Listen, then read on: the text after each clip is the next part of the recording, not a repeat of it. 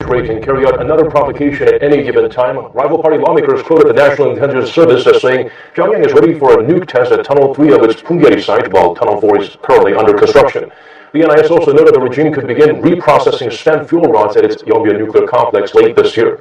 The intel agency also highlighted the possibility of additional missile launches as active movements of vehicles have been detected at a missile research facility in Pyongyang. The NIS added the Hermit Kingdom is expected to continue its nuke test and step up efforts to miniaturize and diversify its warheads. It's also reporting North Korea's leader Kim Jong-un reinforced surveillance of the regime's top officials and appears to have resumed public executions. Day Asia tour kicked off in Japan. Trump is meeting with Prime Minister Shinzo Abe on Sunday as he hopes to, quote, reaffirm the U.S.-Japan alliance as a cornerstone for regional peace and security. The two leaders' schedule includes a round of golf, a bilateral summit, and a meeting with the families of Japanese citizens abducted by North Korea. They'll hold a joint conference scheduled on Monday. During his stay, Trump is also addressing U.S. and Japanese troops to stress the importance of the allies' cooperation amid increasing threats from North Korea. Pyongyang's latest provocations included a 6th nuclear test and a ballistic missile launch in September, the second time the North has launched a missile over Japanese territory. Experts say there's a possibility of more provocations while Trump is in Asia. After wrapping things up in Tokyo on Tuesday, Trump will fly to Seoul to meet with South Korean President Moon Jae-in. Among the top items on their agenda as well will likely be tougher sanctions against the North.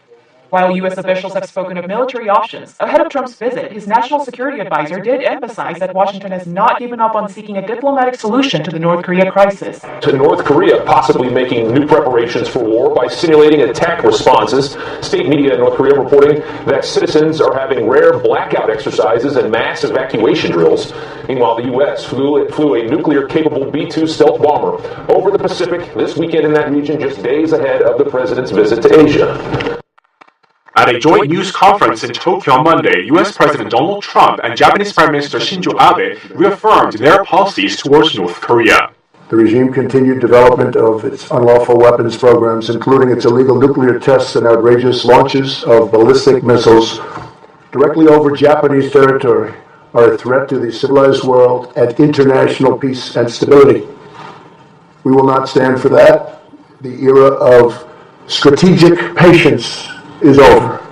Japanese Prime Minister Abe said North Korea had dominated their talks and that he and President Trump were both completely on the same page. Abe reiterated that now is not the time for dialogue but time to maximize pressure on North Korea, as in Japan's new sanctions that will freeze the assets of 35 North Korean groups and individuals. When President Trump arrives in South Korea on Tuesday, he will likely be looking to strengthen Washington's alliance with Seoul and reaffirm their joint push to maximize pressure on North Korea over its nuclear and missile programs. President Moon Jae-in still favors dialogue as a way to defuse nuclear tensions on the peninsula and rules out any military options against Pyongyang. Renegotiating the bilateral free trade agreement with Seoul and Washington will likely be on the agenda, as Trump has criticized the deal as the cause of the U.S. trade deficit with South Korea. Blunt new assessment, the Pentagon warns Congress the only way to secure and eliminate North Korea's nuclear weapons, located in deeply buried underground facilities, would be to use U.S. troops to conduct a ground invasion. It is the most bleak assessment. I've spent a lot of time reading the intelligence. I've had an opportunity to discuss the situation with Secretary Mattis. I believe that an outbreak of war would kill hundreds of thousands of people. According to the letter penned by Rear Admiral Michael Dumont, Vice Director of the Pentagon's Joint Staff, and obtained by the Washington Post, North Korea's response would likely include the use of biological weapons and a long-standing chemical weapons program with the capability to produce nerve, blister, blood, and choking agents. 16 lawmakers, led by Congressman Ted Lieu of California and Ruben Gallego of Arizona, all military veterans and all but one a Democrat, signed a letter urging President Trump to stop making provocative statements that undermine diplomacy. The president decided one day to tweet out that was a waste of time. The U.S. military has 375,000 U.S. military personnel under its Pacific Command, 200 warships, 5 aircraft carrier strike groups. The U.S. Army has 28,500 troops at 6 bases in South Korea. Its motto, ready to fight tonight. The U.S. Air Force keeps F-16s on strip alert there to launch at a moment's notice. 50,000 American sailors and Marines are based in Japan. The Air Force recently announced it would deploy F-35 Joint Strike Fighters to Japan for the first time. 7,000 U.S. troops are based in Guam, along with U.S. fast attack submarines and a new rotation of 6 B-1 supersonic strategic bombers, which conducted a training mission near North Korea last month. We dominate the sky. We dominate the sea. We dominate the land and space. But on Capitol Hill this week, a North Korean diplomat who defected last year had the following warning. Frankly, Kim Jong-un is not fully aware of the strength and might of American military power. The Moon Jae administration unveiled its first unilateral sanctions against North Korea over the regime's nuclear and missile provocations.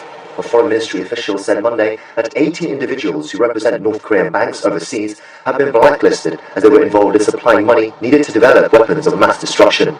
The list includes the heads and executives of North Korean banks stationed in China, Russia, and Libya. The sanctions will freeze the assets of the targeted individuals within South Korea's jurisdiction and ban any of their transactions with South Korean banks.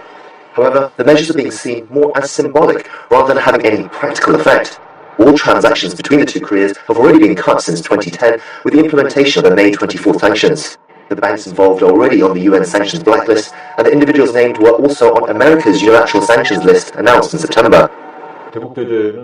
For Seoul, there are largely two aims with these sanctions. The first is to send a message that we do not accept North Korea developing and acquiring nuclear weapons. The second is to show solidarity with the US by following their unilateral sanctions with our own. North Korean leader Kim Jong-un has seemingly shifted his focus back on the economy, carrying out inspections of the country's manufacturing facilities. It's a notable change in Kim's routine, whose public appearances were mostly reserved for military drills and parades in recent months. Pyongyang state media showed the leader touring a vehicle assembly line just 10 days after he was seen visiting a cosmetics factory. Our leader was happy that these large trucks are being manufactured with the technology and skill of our own workforce. The key message of Kim's visits was that of economic self-reliance and homegrown production of manufactured goods. The regime could be feeling the heat as mounting international sanctions continue to loom heavy over the country's economic outlook. South Korea's National Intelligence Service says North Korea's economy may be on the brink of disaster, on a scale not seen since its economic crisis and famine in the 1990s. It estimates North Korea's GDP, which grew 3.9% last year, could post a negative growth rate as high as 5% next year, if sanctions are properly implemented. Although Pyongyang has given no indication of giving up its weapons program anytime soon, experts believe it may show some signs of cooperation, at least on the surface level, to ease sanctions pressure on the regime. Yu Junhee, IDM News. Donald Trump has worked to nurture relationships on U.S. soil with Chinese President Xi and Japanese Prime Minister Abe, with dinners at Mar-a-Lago, even rounds of golf. President Trump for the birdie. Now, Trump's headed for his first trip as president to Asia. It's a 12-day tour to visit Japan, South Korea, China, Vietnam, and the Philippines. And given Trump's inconsistent stance on foreign policy issues, no one's quite sure what to expect. They will be met with fire, fury, and frankly power. Looming over the visit is Trump's brazen rhetoric with North Korean leader Kim Jong-un. Trump's escalated the crisis and raised fears even the smallest miscalculation on both sides could lead to war. Unlike the trip in the spring by U.S. Vice President Pence, White House officials say Trump will not visit the South Korean side of the demilitarized zone overlooking North Korea. Instead, he'll visit U.S. soldiers at nearby Camp Humphreys.